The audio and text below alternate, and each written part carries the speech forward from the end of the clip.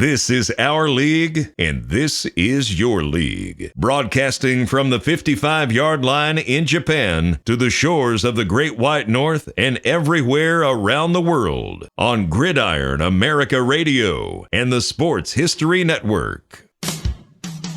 Bud Light presents Real Men of Genius.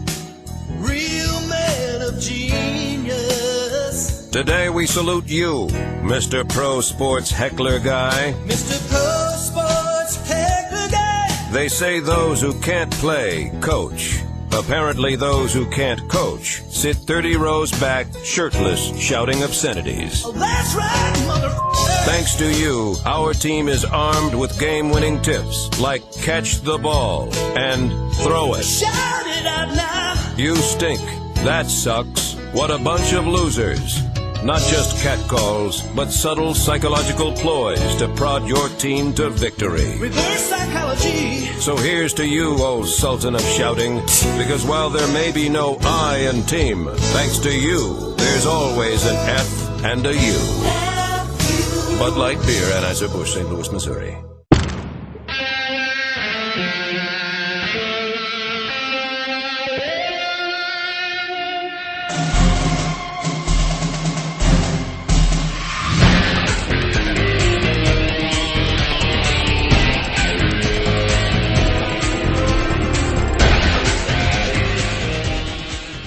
Hey, everybody. Welcome to the 55-yard line. It is Dave and I sitting down. It is evening in America. It is morning time here in Japan. I'm drinking coffee, and after we wrap up this, Dave's going to be heading to bed because he's been corralling kids all night. So how you doing, man? What's going on?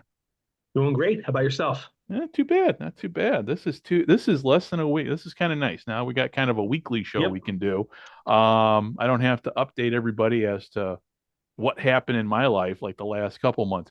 Though, if people are listening here, I mean, we had an earthquake here in Japan New Year's Day, which, as I was explaining today before we hit the record button, I live on the eastern side of Japan, which is most of everybody lives on the eastern side of Japan.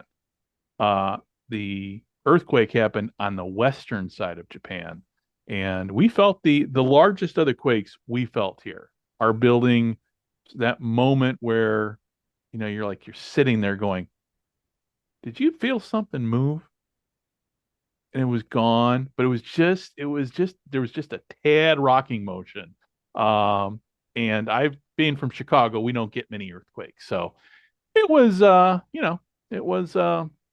it got my attention. And, but yeah, that area where all the quakes are at there's been a lot of seismic activity all year. So, hopefully it's the last of it for a while. So with that said, man, how's winter in Illinois? How's winter up in upstate New York?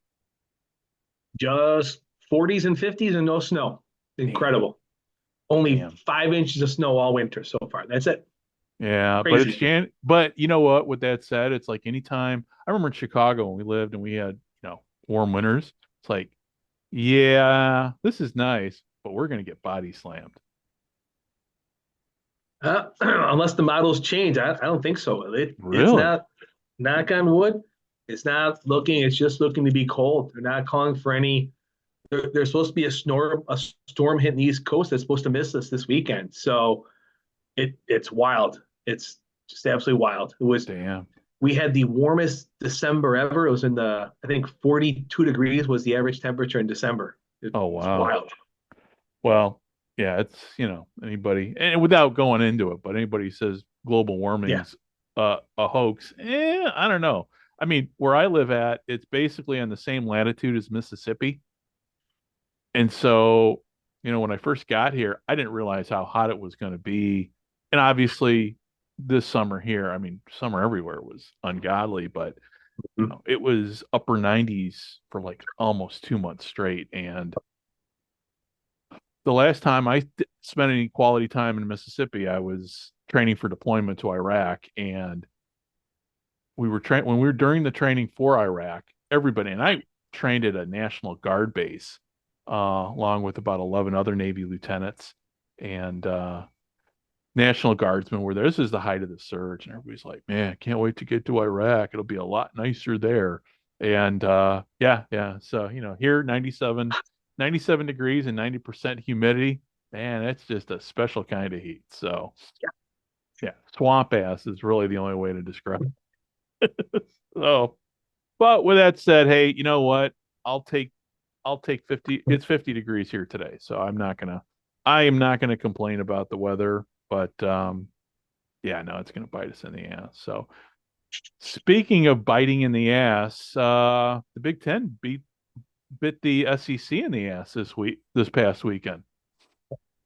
Sure did. I mean, it surprised a lot. I'm assuming it surprised a lot of people. I didn't think.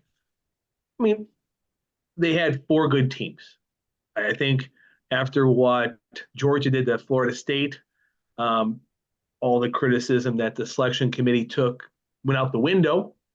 And but it was. I thought both games were good. They presented a lot of great highlights, and now we're gonna have a championship game that it's going to get an amazing rating. I think it's going to be it's basically the Rose Bowl playing for the national championship. Yeah. And Hey, where are they playing the national championship this year? that is a great question. I'm not even sure. I will while we're talking, I will look that up because that's a great question. They just played I'm going through all the places they just played Because to it's not do like they're that. playing in a traditional bowl game at the end of the year, which I honestly, why they don't play the national championship at the Rose Bowl, because it is the granddaddy of them all,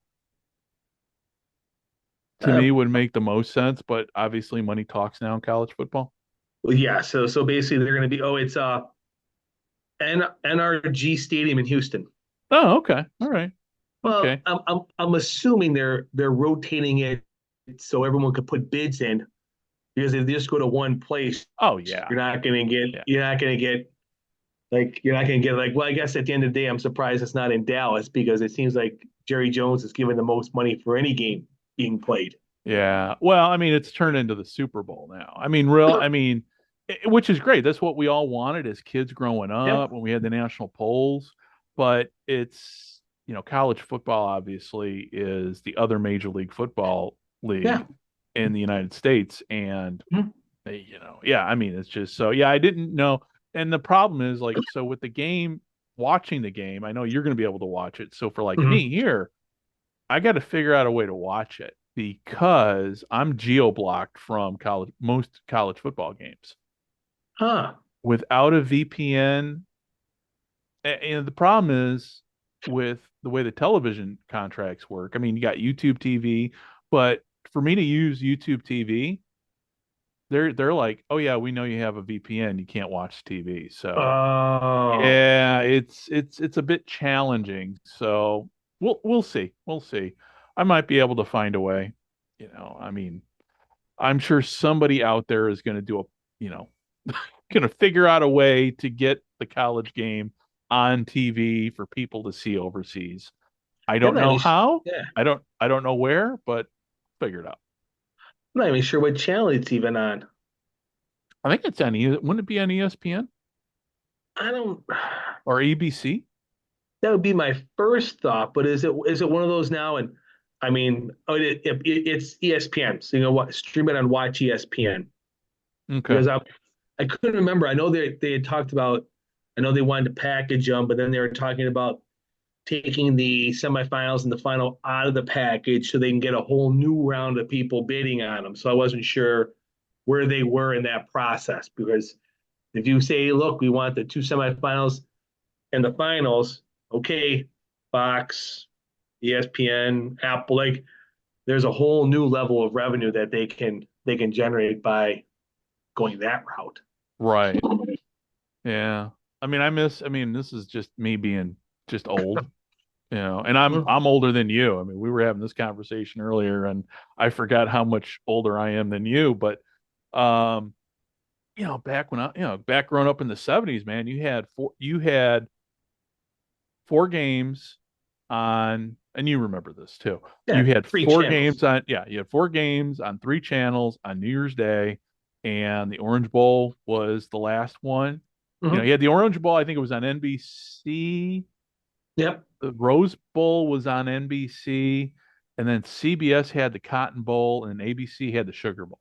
Yes. And that was and then they Yep. threw somehow the Fiesta Bowl creeped in there, and then that was kind of the start of when the bowl, everybody started having the bowl game. Then you got the Gator Bowl at 11 a.m. and then they started Oh, doing on New Year's Eve. That was the New Year's Eve game. New Year's Eve. Okay, because And then there was the old, maybe I'm really dating myself here. Then he had the Bluebonnet Bowl. oh yes, BYU, the annual BYU appearance. Yeah. And then there was also the Holiday Bowl, and there was Sun Bowl. Oh. But it was like there was just, but now you just give up. Is it the weed eater pulling bowl? It was like they had some great names. I missed those. Yeah. So it'll be interesting with how, with everything with the college football playoffs, how they work it. So for next year, because next year is the first year that it's full tournament, right? Yes. Yep, I believe so. Okay. That's weird because I haven't really paid attention much to college football since I moved.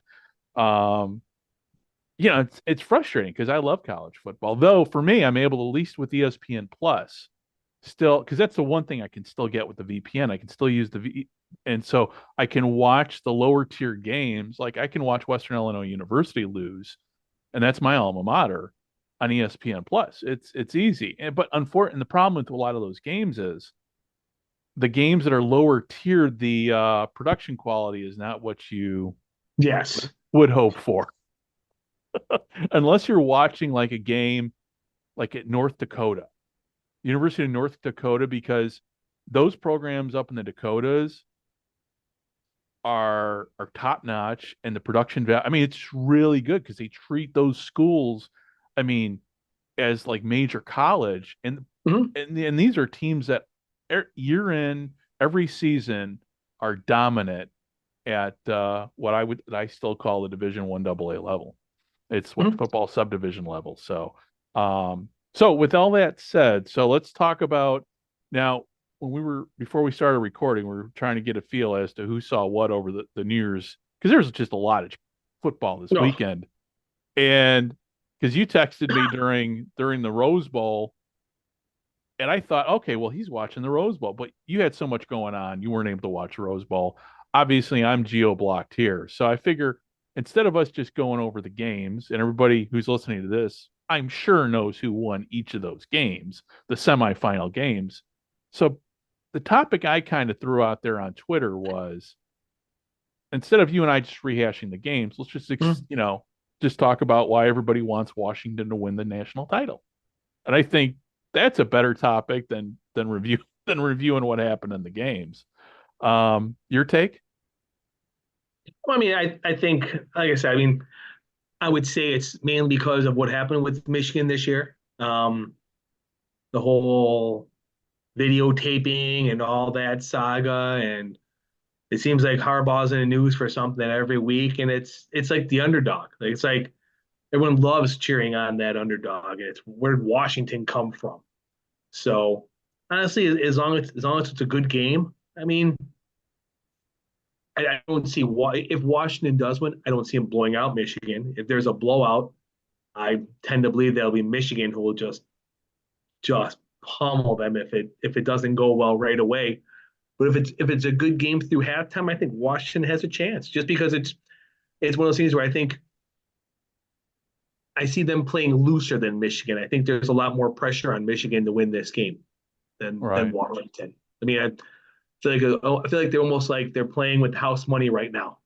Yeah. We got here. What's the worst that happens? We lose. It's one of those things where and their conferences in the Pac-10 or Pac-12 or whatever it still is now, that's gone by the end of this is, and so, to me, I think, I grew up when I spent first little bit of my childhood in Michigan. In fact, my first college football game was Michigan versus Navy. So in my heart, I'm always been a Michigan fan if I've got a root. But in this one, I'm rooting for Washington because, well, not only are their colors the same as my, purple and gold, all same as my where I went to college at Western Illinois, hell, the W's even the same, damn near the same in their in Western's logo compared to Washington's logo.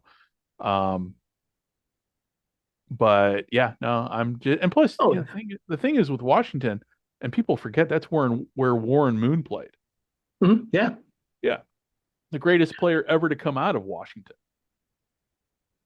I mean, and no, I mean, like I said, I don't mean to disparage anybody who's a Husky fan, and they had a great season, but Yeah, they're not a they're not a team that if you name 10 teams, Washington is not one of those 10 teams when you think about playing for a national championship. So right. I'm not trying to take anything away from their season. It was a tremendous season. They had some huge wins along the way. Um, but it's just one of those things where you, you threw those four teams out. I was like, oh, Washington. Oh, cool. Good for them. Yeah, Now, I saw that, and I'm like, Washington's in the semis. now Like, you know what? oh, Maybe okay. maybe they can NCAA can put a game together, and next week they play Georgia. So Yeah, yeah. Well, it'll be, at least now this will be the last year of really having that controversy as to who oh, should they'll really be. they'll have that controversy forever. They'll Yeah, they yeah, they're never going to solve this. It's just how it's gonna be. You need right. to have until you have a definite route where there are and like I said, here's an example. There's 10 conferences or 8 conferences, Yeah, and the winner, those 8 get automatic bids, and yeah, then you play down from there. So until some scenario where you take voting or people's perceptions or people you take once you take until you take the people factor or the person out of it and just have it cut and dry with you're in, you win the division, you're in.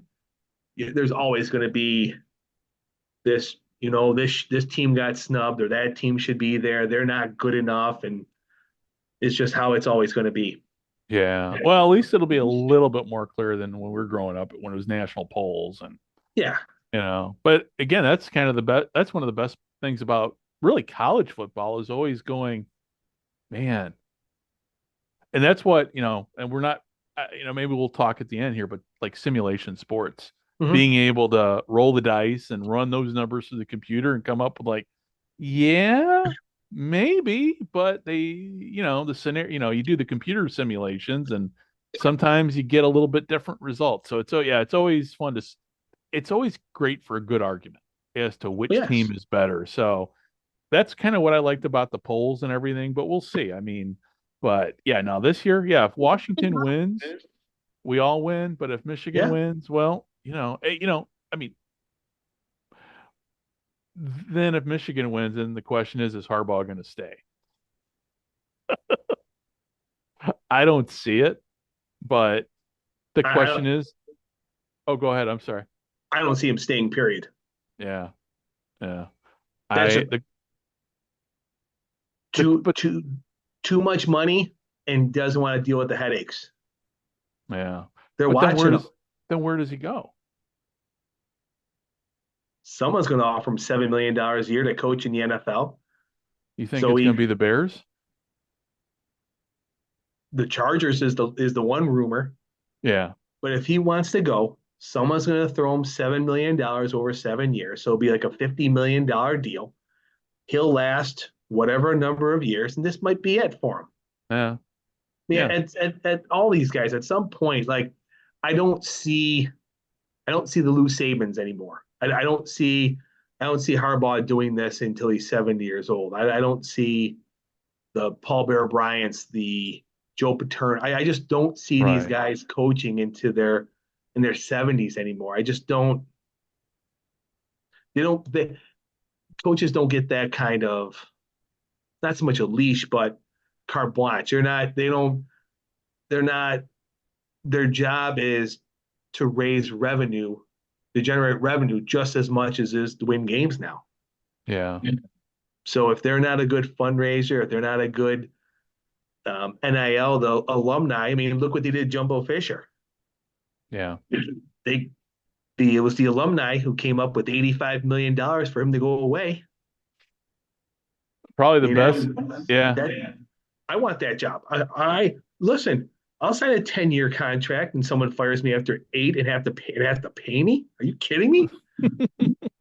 And they're worried about will Fisher coach again? I don't think he cares. Yeah. I mean, he would probably want to, but for Right. the next 6 years, 7 years, I'm good. Yeah. Yeah. Well, even in pro football, I mean, you look at Cliff Kingsbury. I mean, he got Mhm. fired after signing a new contract. There's no, and I think he's actually assistant coaching. I don't know how that works with the contract. I think he can still be an assistant coach or something like He that. he probably did a settlement and got a buyout and got a lump sum Yeah. and said, look, we'll give you here, you got 3 years left at $6 million. How about we give you 15 right now and we're done? Right. Yeah. Yeah. But the best job really is to be a fired coach because Yeah, is you never have to work a day in your life after that.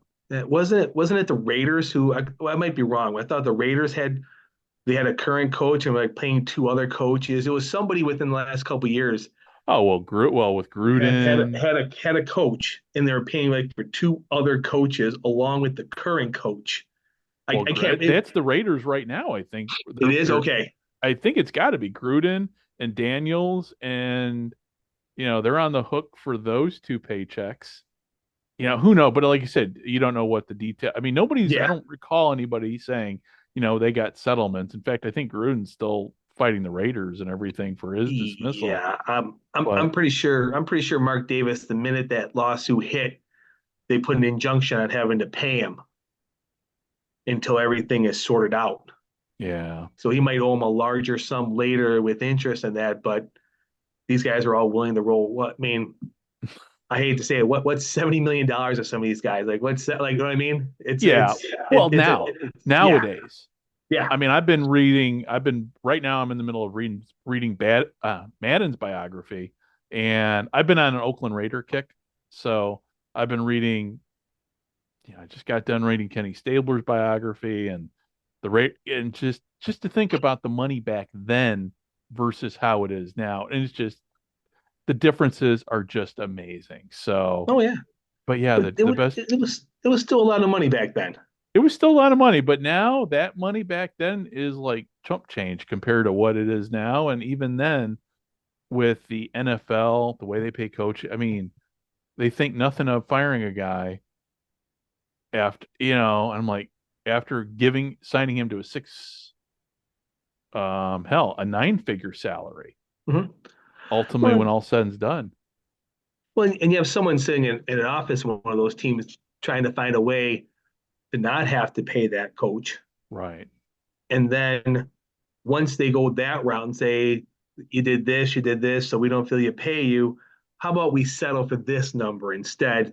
And we won't bring it up and we won't drag it out and it won't go to the court and all that stuff. So, I mean, the numbers we read about when everything gets signed is certainly not the numbers that end up happening at the end of the day when the dust settles. Right. Right. It reminds me as I'm looking at all that going, it's like, like for me, when I got to that point where I locked in the pension Yeah. and I knew they couldn't screw with me, but until you get to that point in it's just, God, money rules everything in sports, which it always has, but it's every day it becomes more and more, for us, again, for us old guys, just thinking about how it used to be, it just, there's a reason why you and I like sports history and like looking back how things were, because it helps put everything we see now kind of in perspective. Because Yep. when we go on, like going on social media, and I'm trying to segue into the UFL here, but give me a second and I will. But to see people just talk about like, oh man, you got no sense of history, just kind of where things were as to compare to now. You don't know how better it's almost you don't know how better things are now and also how much worse things are now when it comes to Mhm. sports. It's kind of like a double-edged sword. So, which gets me into spring football. And the other, besides all the football that was going on this weekend, what happened during halftime of one of the NFL games is Danny Garcia and Dwayne Johnson came on and officially announced what we already knew of the United Football League. So, what do you think, man? I'm excited. I mean, it's they obviously they I guess call it the merger. I mean, the merger worked. They got it all figured out. Um, 8 teams, 8 stadiums. It sounds like it sounds like it was worth the wait. I would say, in my estimations, I'm looking forward to it. I mean, I think they have the right partners. I think they have I think they need that Russ Brandon um, and his crew. I mean, I don't know. I'm not as negative as a lot of things I've read. I think um, I think it's going to be successful. I think we got a couple years of this um, with the combination of Redbird and Fox. I think I don't know. I think they got some of the dead weight out of the XFL teams that were obviously the crux of the losing money part of it. They kept this. They kept the stronger teams with both sides, so I think that's going to help. And now it comes down to how they position it for tickets based on appearances, but it'll be where the national revenue sorts itself out. I I think. But Oh, no, go ahead. Go ahead no, and finish your I'm thought. good. I'm kind of on the, I've been very critical, obviously, of Mhm. everything with spring football. I'm more positive. The more I read, the more I think about it. And I'm thinking this is going to be, I'm thinking we're going to see something to akin of the 2020 XFL and how that came out of the gate very strong. Mhm. Because just the way everything's lining up with TV contracts, obviously streaming now is much bigger than it was back in 2020. Oh yeah. So I think, and Mike Mitchell actually wrote a great article, and I'm one of Mike Mitchell's biggest critics, and he knows it, and everybody who follows spring football knows. And I don't know why people pay attention really to what I think and my criticisms, but Mike wrote an article on SI on Sports Illustrated, which was very good, that kind of laid everything out. And I got to give him credit. I mean, I'm normally his biggest critic, but he wrote a very good article about spring football. Um, and I agree with him. I mean, this is the last chance, I think, but this merge league is in a great position to be around for a long time if they don't let, and I always say, if they don't let the suits screw it up, because that's what always happens. The suits screw it up. So hopefully, with the from a marketing perspective, from a TV contract perspective, I mean everything. I think this is the best shot, um, really, that spring football has to succeed. Yep. I agree. And it's good to see. It's good to see. I know um, Mike has done a lot of covering of spring football and in different kind of, I guess you call it alternative football. So it's good to see. It's good to see Sports Illustrated pick that up and put that out because I think that's something that's been sorely missed in this iteration of spring football is media outside of the media that's been created by the USFL or the XFL. Right. And that's where and granted, I Mike Mitchell covers both and he's got an ear to both of them, but to then have that put into a third party publication that honestly didn't cover it, hasn't covered Yeah. it, Yeah. might have put a blip or a blurb somewhere along the way is a good sign. You know, it hopefully that feeds and hopefully that gets more exposure for both of them because it's what's needed. Yeah. That's how it's gonna work. Well, you remember back when we were kids when Sports Illustrated covered the original USFL and gave that league so much legitimacy. But ever since then, you haven't seen a mainstream. I mean, you do see obviously, you and I have seen CBS Sports come out occasionally with an article, um, but to have, hopefully this spring, actually there'll be buy-in and full coverage from a lot of the mainstream media. I mean, I'm very, go ahead. No, I'm old enough. I used to get the sporting news, and they Oh, and they covered the USFL, that's right. Yeah, because they were all in all of on it. USFL Yeah, coverage. yeah, they were. They during the spring was. I mean, because they they covered baseball, but they didn't have any exclusivity. But they really covered. They threw a lot of reporters at covering it. They covered each of the conferences. They did team reports. Yeah, I mean, that's how I got my first exposure. I mean, watching it on yeah. ABC, watching it, but getting the sporting news as a 10-year-old or 11, Oh yeah. that was my subscription. It was like that was my Christmas present, my sporting news subscription. Well, and then now if you go back, I think you can find like old issues of that like at archive.org. But you can find a lot, PDF versions people have saved and uploaded. Um, but yeah, I remember that. For whatever reason, I was a Sports Illustrated guy. In fact, I have a subscription to, just to go back and look at the old magazines from the 70s and, back when Frank DeFord and Paul Zimmerman wrote for back when that was real sports writing.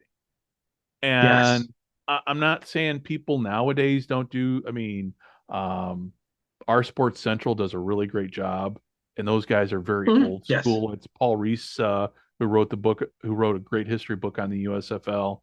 Fran Stuckberry writes for him. Really, really nice guy, really great writer. They're more in that.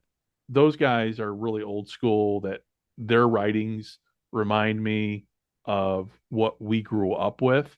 But then you've got the other fan sites that honestly do a huge disservice to fans when they go from hard news into speculation into damn near, in some cases I've seen QAnon level type conspiracy that more, well, no, I take that back.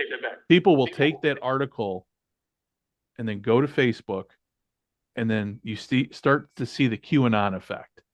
Well, and there are a few Facebook fan sites that fortunately I've been banned from because I just like, dude, get a grip.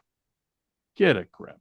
And you and I were talking about some of those earlier, and it's like, yeah, yeah. I mean, I love fans, but man, sometimes it's like, dude, just get a grip a little bit. You don't need to throw your conspiracy, your 12-year-old conspiracy dreams and fantasies on every page. We get it. But then, the old guys are like, what the hell is this guy smoking? And there's always some guy like me that's always got to inject his opinion and piss everybody off. Searching for the clicks. It's all they want. Click, click, click, click, click. Yeah, clickbait. It's like, I saw an article come out about, okay, so we were talking now. I mean, the league's literally barely even a week old, and there's articles out about possible expansion. And there was a discussion of it by the UFL, and there was an article in UFL News Hub. That's what it is now. It used to be XFL News Hub, I guess. And there was it was just, Mark Perry was just repeating what was said there. There was no speculation, but man, you know what?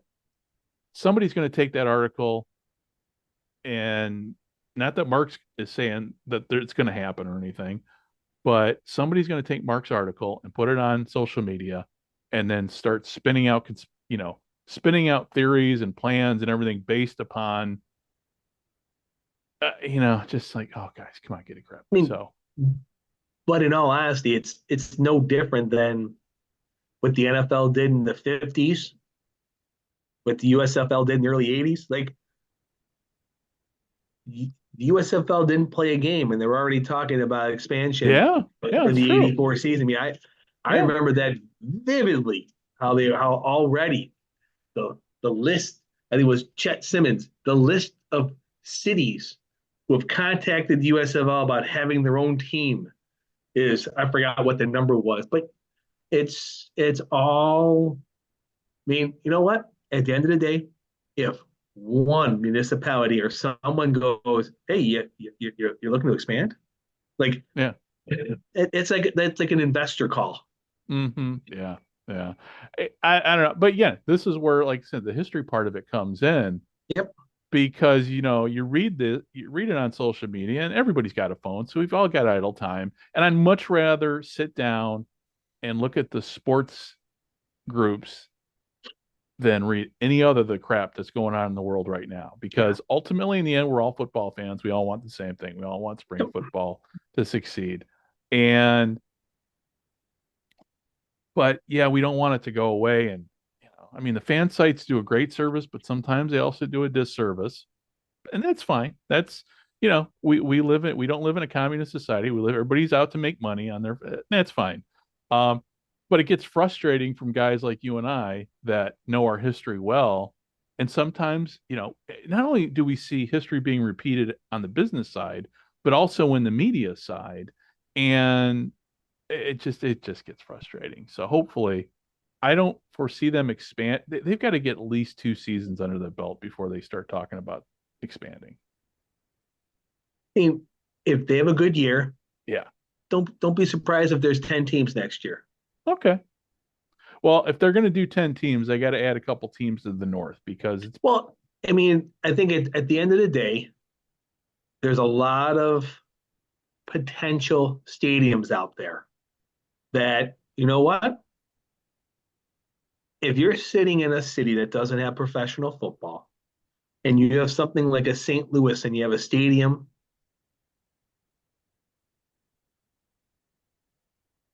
yeah, it's worth a conversation. right. Yeah. Now you need to find, like, it's one of those things where you need to find, like, there's only so many matches, but you don't need 70,000. No. No.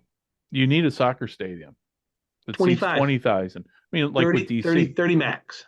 like with DC at Audi Field. That's Yeah. perfect. And there's a lot of those stadiums. Well, and in some, not even in the major, somebody mentioned Omaha would be a great place for it. But they just can't. Don't play in rose and black. Don't do what they did with the Nighthawks at the end. They played They downtown. They played it downtown in downtown they Omaha at the baseball stadium. yeah, that was awful. Yeah. That's just my personal opinion.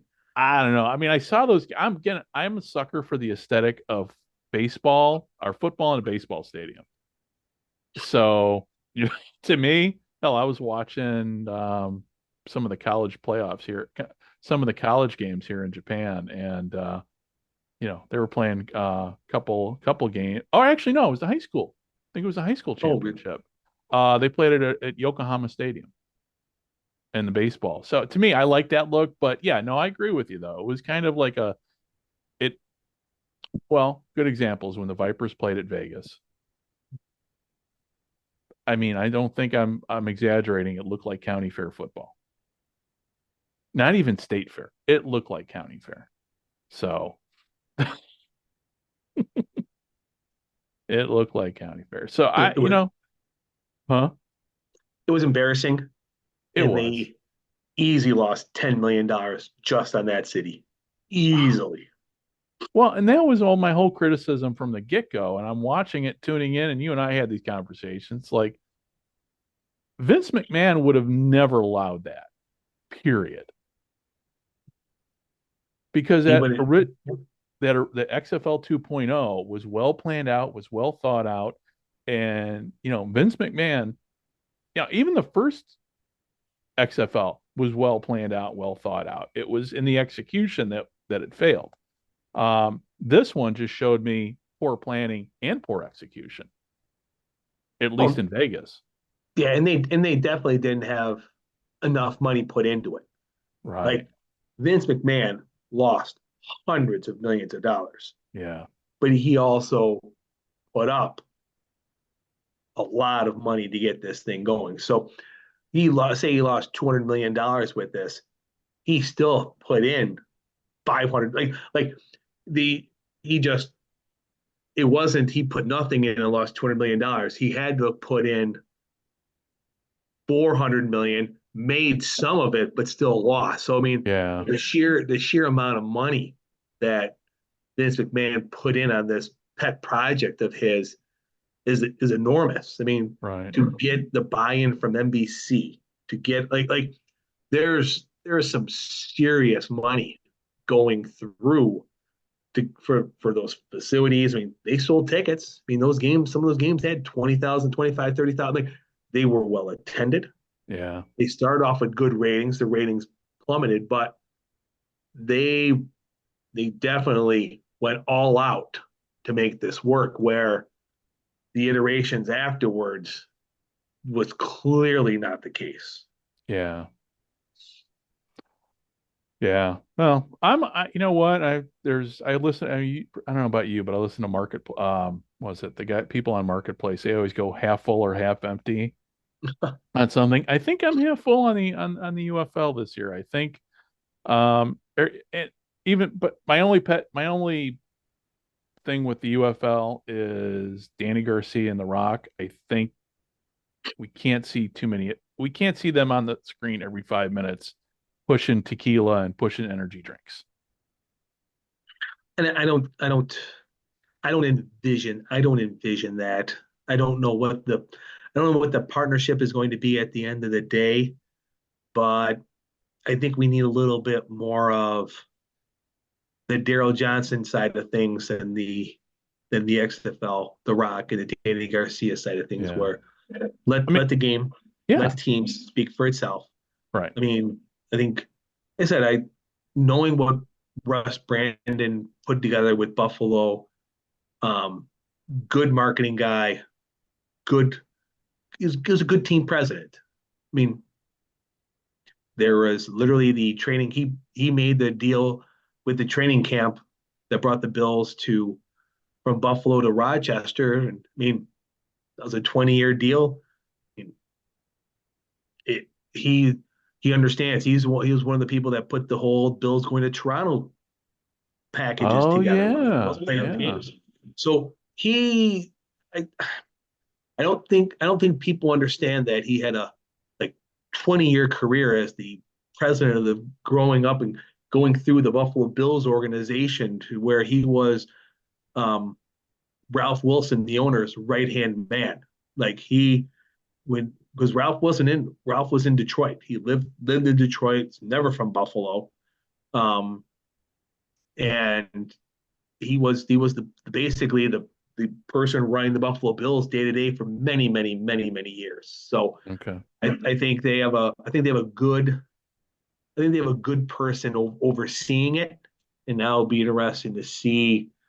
Um, I'm not saying more control, um, a better situation how this plays out. Yeah. Well, let me ask you what your opinion is. Do you think, I mean, obviously the hardcore fans are baked in. You and I are baked in. I mean, the XFL, I'm sorry, the UFL, but you know, the the spring football crowd, they're baked in, they're bought into it. And obviously we see on social media, we know who the hardcore fans are. Yes. Um, so you got us watching. My question is, and we won't know this obviously until the end of the season, but is America going to buy it? And that to me is the big question, because you know they've got us, they've got the hardcore, but we're a very, I mean, you think about what the spring football fandom is. It's a very, very small, it's almost a percentage of a percentage in some ways when you look at these stadiums as to how many people aren't attending. I mean, we see a lot of empty seats and everything, and the ratings obviously are not, especially when you and I looked at the XFL ratings last year, and hell, it, some of these games couldn't even beat sports, not only Sports Center, but one of the housewives, shows on Bravo. I think we saw Yeah. one time. So I think the question is America going to buy into spring football? Now, when spring football starts, when the UFL season starts, that's right in the middle of March. That's right when March Madness is starting to kick off. So I think they're going to struggle in the beginning, but the question is obviously it's not really how you start, it's how you finish. Mhm. Are they going to get more casual fans? Because I think that's, to me, and I was talking about this with somebody, I forget who it was. It's like, well, so many people associate spring football with wrestling because of the Vince McMahon factor and everything. I think I was talking. Actually, I was talking with somebody on Facebook. Actually, I think guy knows the sports history, and he just said, there's just wrestling fan. A lot of people just equate. There's that wrestling aspect of spring football that I think the UFL needs to quickly shed, because otherwise, you're gonna. I'm trying to say, you're not going to attract the little kid. You're not going to attract the female fan. You're not going to attract guys who aren't wrestling fans. You're going to be like, okay, I got something better to do. So hopefully they focus in on the folk. Take care of your hardcore fans, but also at the same time, do what you can to attract other fans. And I think they're in a good position to make that happen, but it's in the execution. And I think, the other thing too, just on that note, you've got the UFL has a lot of people, going back to the fan sites and everything. So you've got Mark Perry doing his work at USFL News Hub, and you know what? He does a great job. I am a huge critic of him, but when it comes to taking, reporting to the fan, getting information out, he does a great job. The guys at Pro Football Newsroom, Stefan, Zach Heilman, they do a great job. Everybody's a football fan. There's other websites too that are out there. You have the UFL has all of these fans who are devoted, who have spent a lot of money, spent a lot of time, put a lot of money and resources. They need to utilize these free sources to get the word out. So hopefully this year, I mean, obviously, last few years, and these fan sites have been going on for a long, long time. Yeah. So hopefully they're going to leverage the fan base to help bring more people in. So, and, for, like I said, anybody, we were talking earlier about, that expansion article. It's a good article in USFL, I'm saying on UFL News Hub, that Mark wrote, just kind of outlining about what potential expansion plans are with the UFL. And maybe it's going to happen. Maybe it'll probably happen if the league is successful. But also too, you got Mike Mitchell. He did a great article on SI saying, hey, it was a very objective article, which I enjoyed reading. So with that said, we'll see what happens. We'll see what next week brings. And obviously we've got the dispersal draft coming up. So I'm not really into that. Because right now we don't know what to make it. Somebody was like, well, what are the odds, power rankings for the league? I go, well, it's kind of too soon for that. We don't know. We don't know. But again, these are fans. It's just what fans do, which is fine. It's, come kickoff, then I'll kind of pay attention to that. So speaking of kickoff, go ahead. You were getting ready to say something, man. Well, as I say, I think we'll have a good indication, at least a preliminary indication, as to the potential success is once they announce the television schedule. Yeah. So now you have the best. That's a good point. I forgot about that. You have the best of both worlds. You have Fox and you have ESPN, ABC. Now, granted, you're going against the NCAA tournament, but I want to see the XFL put games on like second-rate cable channels against those. Yeah. I mean, I'm not in the room. I'm not making this up. I'm not making this. I'm assuming that ABC probably doesn't have the strongest programming going on the weekend of the NCAA tournament. What's the word? They can probably get better than a movie by putting the kickoff of the UFL season on ABC against the NCAA tournament. Yeah.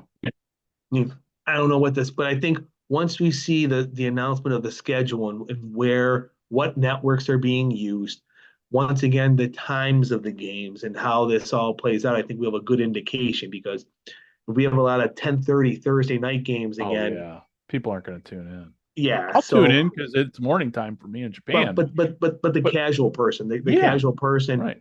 you have a better, if the game's Saturday night at 7 o'clock on ABC or ESPN, you have a great chance of getting the random bar that had a game before it or something not realized, or an easier chance to put it on. Because if you're going to your local sports bar and you're going, hey, can you put USA Network on? Right. It's going to be hard to get that. But if it's on ESPN or if it's on FX1, like a normal, not normal, a typical sports bar channel, I think you'll have a lot better opportunity for the casual fan to trip into it than they did this past year. Right. Yeah. No, that's a good point. That's a good point. But at least with the with the league this year, they don't have any West Coast teams. So, and that was the other complaint too. People were having couple complaints actually. No major market teams, no West Coast teams, and it's becoming, with the exception of Michigan, it's basically a Southern League. So, obviously, there's a reason why most teams are in the South, because it's kind of warmer, and Michigan's got a dome, so that's understandable. But with that said, I mean, you got to go to your strengths, but we'll see. I mean, it's there's plenty of dome stadiums, but it's again, I think that they were smart just keeping one northern team and kind of keeping the teams in the South this year. And it's made for TV, so you want good weather. Yeah, it's not about the old USFL, the old XFL, where you're making up a 3-team league and the Great Lakes division, and then you had the New York, New Jersey area. Like, we're not there anymore. We're not at that where you're trying to put a block of teams here, a block of teams here, a block of teams here. Right. They're all going to fly. Yeah. So whether it's an extra hour or extra 2, now you're not going to have a USFL game where it's such a driving rainstorm in San Antonio that the power goes out. And 40 years later, you're talking more about how the lights went out than the gamblers playing the gunslingers, because that was a night that the thunderstorm knocked out the transmitter and the place was dark for 40 minutes until they got it back up. They don't want that. Like that. Yeah. Like, those stories are great. They are great. 40 years later. Yeah. But they want to control it more, made for TV, and yeah. Well, again, it boils down to how much the average fan is going to buy into it. Yeah. And you can see too on social media, man, there's a lot of it's split, man. People are like, man, if the breakers aren't in, I'm done. I'm through with it. So it'll be interesting to see how much of that, because the one criticism I had was, man, you're pretty much cutting your half. I mean, you're cutting your fan bases and you're making one new, but you've already lost. You possibly have lost, but we'll see. Me personally, they're going to tune in. It's like the guys that's like, with Colin Kaepernick. Oh, I'm never going to watch the NFL. It's always some old angry white guy. That's what it is. It's always that guy. It's like when what was Little Mermaid, the live action had a person of color in there. And again, who was upset? It was the old white guy. So I think people are gonna watch it. Oh, you mean like Kid Rock and Bud Light? And yet he never stopped serving it at his bar because it's number one selling beer at his bar. Right. And you know what? It's great now to see those Bud Light commercials with Peyton Manning. He tossing it to everybody. I'm like, okay. You get a Bud Light. You get a Bud Light. It's like, oh, okay. Actually, it's funny talking about Bud Light. I got a case of it in the pantry here too. Made the trip to nice. Every 3 months we go make a trip to the commissary down at the Marine Corps base, and man, like, oh, they got Bud Light. My wife's like, don't get Bud Light. Had nothing to do with the Kid Rock. Oh, yeah. It was just like, no. I go, no, I'm grabbing a kid because honestly, listen, when I want to drink a beer, I don't care. I don't care if there's a rainbow on it. I don't care. And actually, you see a lot of the microbrews They're all rainbow colored and some. They're all, for lack of a better term, they're all fruity colored.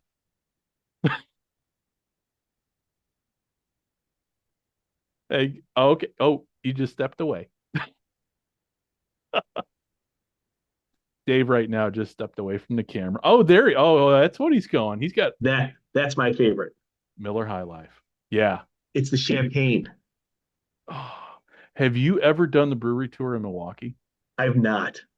I've been to Milwaukee once, and it was closed the day I went. Oh, yeah. My wife and I, we made a trip up there from Chicago one day because she wanted to do it, and it was well worth it. You walk into where, because it's just like, man, it smells like an old man bar. The beer, yeah, no, really, you know what? That I think they did have Miller. I think they did have the Miller High Life there, and I didn't grab it. But to me, if I've got to pick and Miller High Life's on there, I'm grabbing the Miller High Life because that is, to me, is the best. Yep. And way before this, I've never liked Budweiser unless they want to become a sponsor. Then I will gladly show your can all the time. But never growing up in Buffalo is Labatt Blue, like Blue Light. That was the big beer because we were right by the border. I grew up 5-10 minutes from the Canadian border. Yeah. So you've gone over and gotten a 2-4? Of course. My wife's like, "What's a 2-4?" I go, "It's a case. It's Canadian speak for a case." So yes, because you have to go to a special store. Yeah. Well, it's like the beer store. It's like in Strange Brew, man. It's like, 2-4, please. Then you whip out the mouse in the bottle. Well, here in Japan, I mean, the thing is with beer, beer's kind of pricey. I mean, there's good beer here. You go into, in fact, we're going to head to the grocery store probably later today. I peruse the beer aisle, but they sell things more by the can here. And there's one beer, I forget the name of it offhand, but it's kind of a cheap beer. So it's like a 6-pack for $6. It's pretty damn good beer, but it's Japanese beer. But so, yeah, no, I appreciate going to the Marine Corps base and being able to get American beer. But yeah, getting back to what we were saying. Yeah. Kid Rock, that whole thing, the beer controversy, angry old men. It's like, man, so he's got to sell those greatest hits albums somehow. Yeah. I mean, I don't get why people get upset about. Oh yeah, I remember how we started this.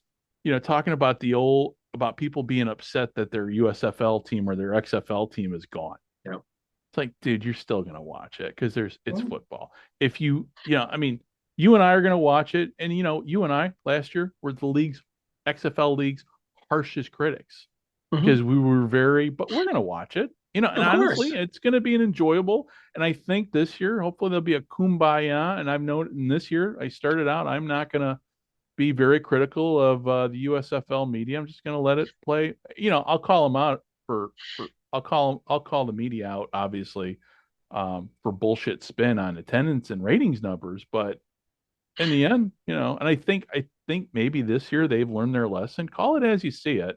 Don't be Baghdad Bob when your ratings are declining, saying all is well.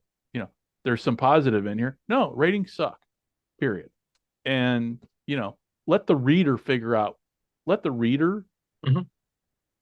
take a look at it and come away with any positives. Don't be the one trying to spin do a positive spin on real shitty news. I hate that. Yep. And that's just the intel officer in me. Because, if I would have ever, and that was the thing too, I don't think we ever talked. So, we talked about those ratings last year for the XFL. Okay. And so if that would have been an intelligence report, okay, that I had to go brief in front of an admiral, I would have got my ass chewed out for giving a positive spin.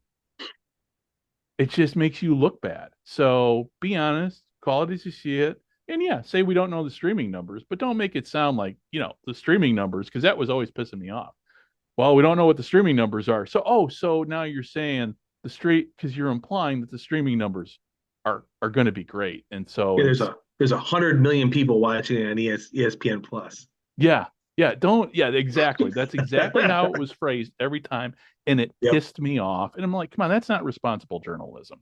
Hopefully those guys have gotten the message this year, and I'm not going to name names, but anybody who's listening who knows me, knows you and I has listened, know exactly who I'm talking about. And with that said, I think this year, I think they're doing a better job of covering the league and being more objective about it. So that's been my only spin. So, hey, let's segue a little. Let's segue here away from the UFL.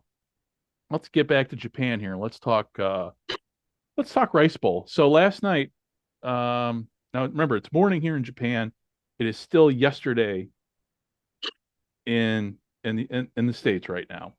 So it was yesterday for me. So we had the Japanese version of the Super Bowl, the Rice Bowl, in which the Fujitsu Frontiers beat the Panasonic Impulse 16-10. This was 3 years in a row we've had this matchup, and 3 years in a row we've had the same result. And they play the game at the Tokyo Dome. I don't know, because I've been going back and forth with my buddies over at Gridiron Japan, because we're going to be covering this game either this week or maybe reviewing the game. I don't know. Whenever the three of us are able to sit down to kind of review the game. But yeah, so it was the third year in a row Fujitsu has won the X League title. The three of us pretty much called this at the beginning of the season, because Fujitsu is just, they're stacked. And unfortunately, our buddy BJ Beatty, his brother Bronson, was injured during the game on defense. He's okay. Possibly, I think, a sprained ankle, or I think a high sprain or something. But he's okay. But yeah, they carted him off.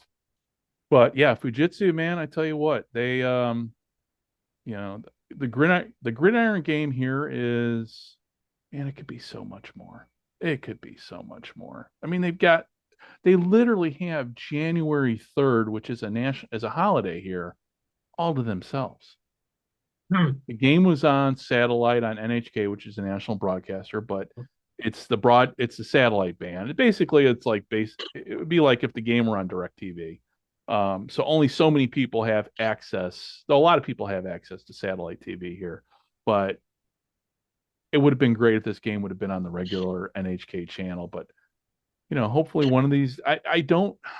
It's frustrating because I cover the game. There's only three of us covering the game here, and next year, now that I'm fully settled, I plan on doing write-ups and everything. Good. For as many games as I can, because nobody's covering it on the ground here. And what you see on American Football International, they don't have, as far as I know, they don't have everybody on the ground here covering the game. They did a write-up about the game, and I think they borrowed it. Let's probably listen to our podcast at Gridiron Japan, and then also, went to the X League website, ran.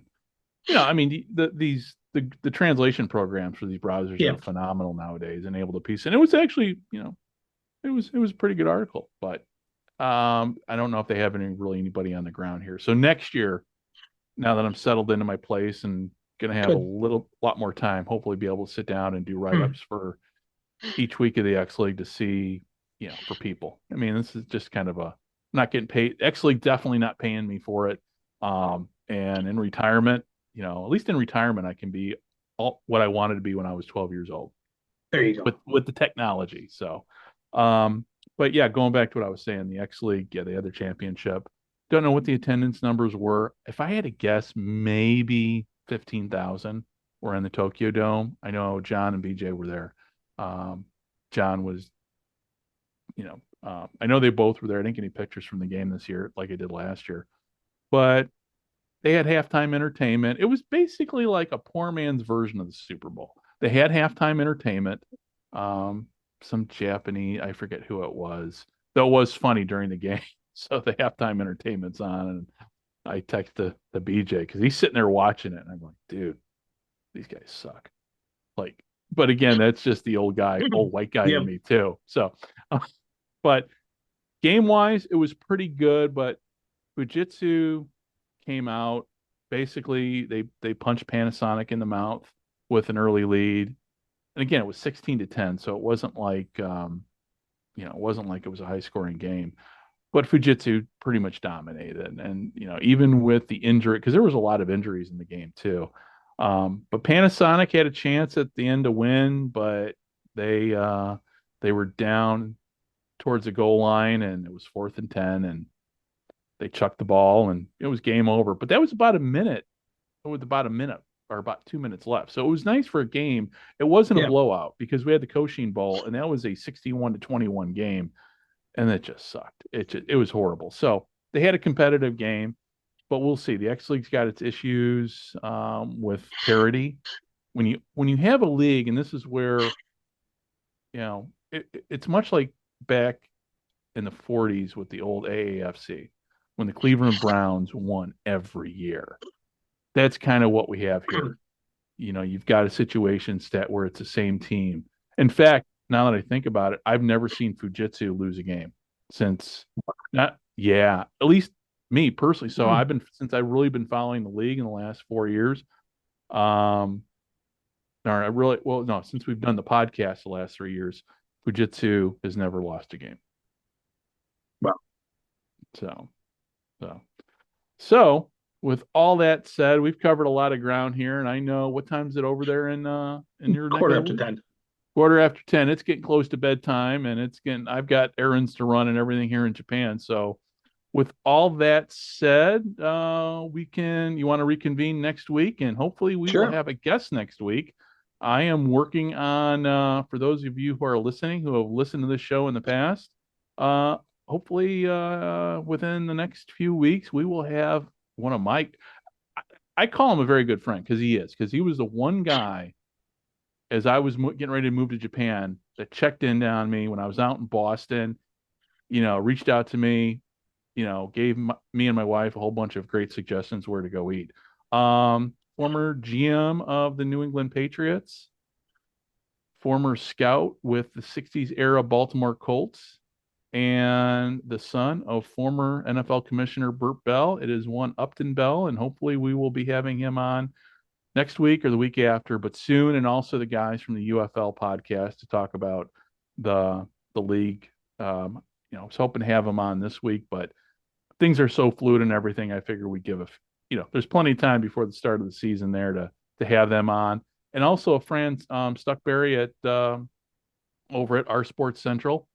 Hopefully we're going to have him on at this month when our schedules coordinate and everything to talk more about not only about the UFL but about the sports writing done over at Our Sports Central, because they cover all the minor league sports, and it's the one place to go. I mean, there's really not too many places that report on these on the minor leagues, but their website covers it all, and it's a labor of love and some great writing. Again, Paul Reese and Fran Stuckberry run that site, and if you've not read Paul Reese book on the USFL, it's available for Kindle on Amazon. It's definitely worth the money to download and read. And with all that said, but before I sign off, let's really real quickly, let's end it up here talking about books. Have you started anything new since we talked last week? I started Pastime off your recommendation. Yes. So it's that is a great. I have read that book twice. So the book Pastime, and who is the author? Because my memory is slipping on me right now. Ted Kluck. Ted Kluck. That's right. It is so the book, it's about simulation sports, and it's about simulation football, and it's about Ted's experience in a simulation league using Action PC Sports. No plug here because I'm gonna, this is free advertisement for Dave Cook Sports on Action PC Football because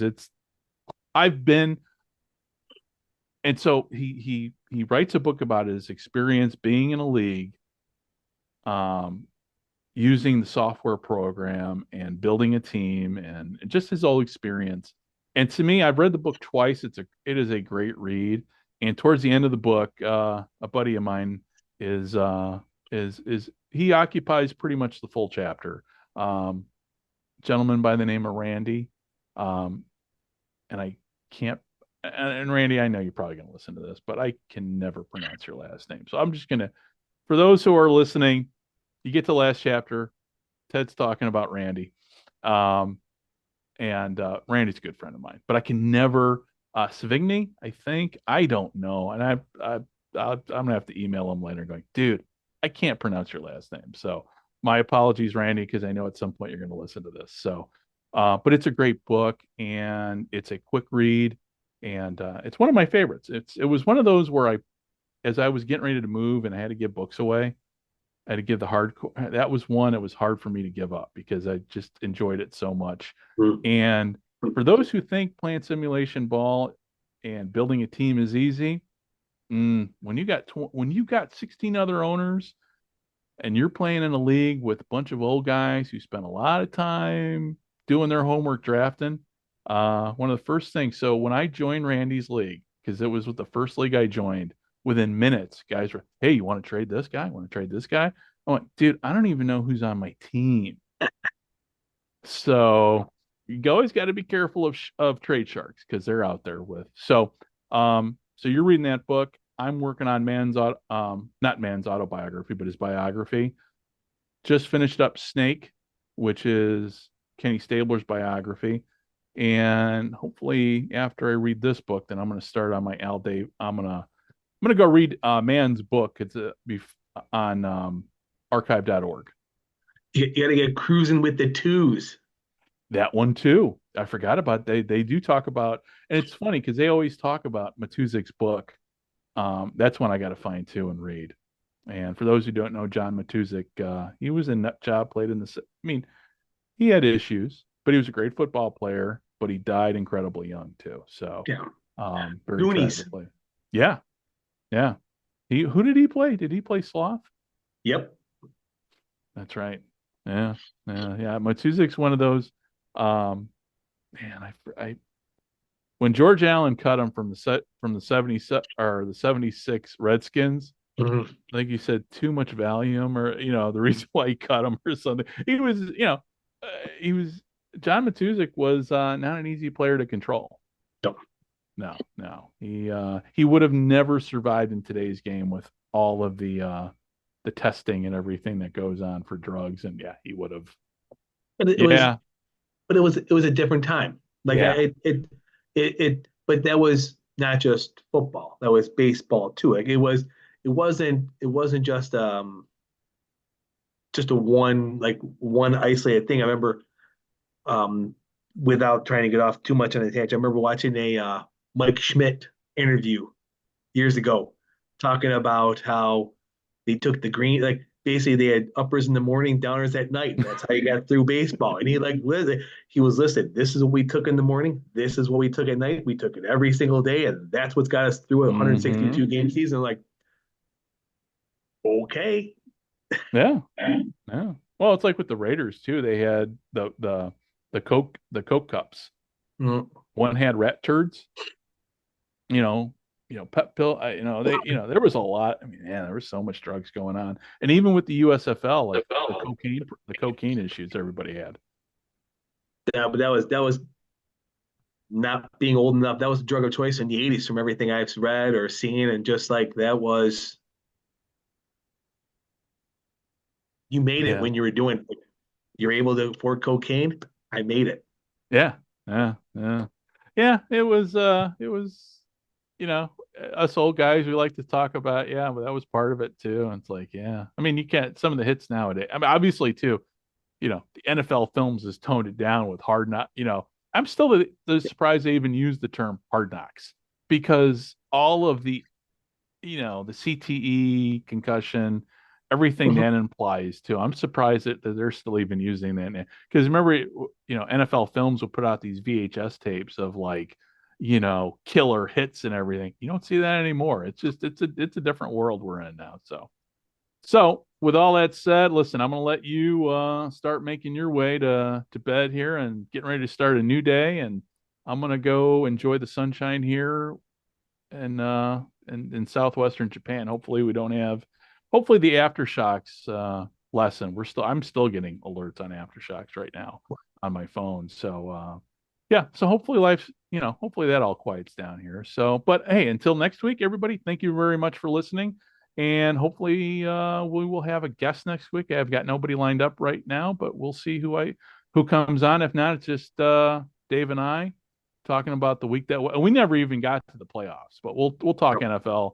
We'll talk NFL playoffs here, next week, because this coming week is the final, is week 17, and all the playoff spots will be set up. So we'll talk more NFL playoffs next week. So again, hey, this is Greg and Dave signing off here. Thank you very much for listening, and we'll talk to you next week. Bye-bye. This is Ralph Guillaume of the Washington Redskins introducing Hail to the Redskins.